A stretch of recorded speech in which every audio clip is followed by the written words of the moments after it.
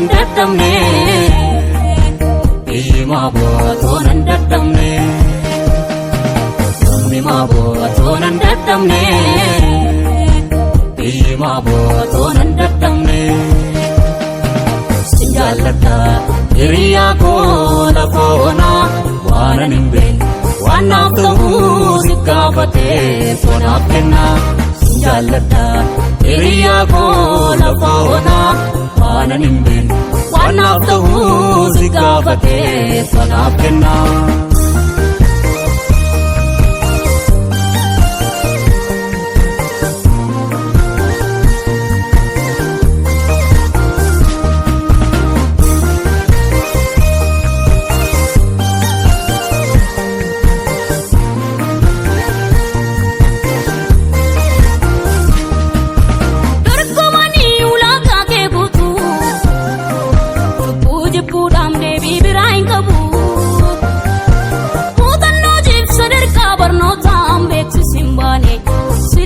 Sam kan bakkee tafu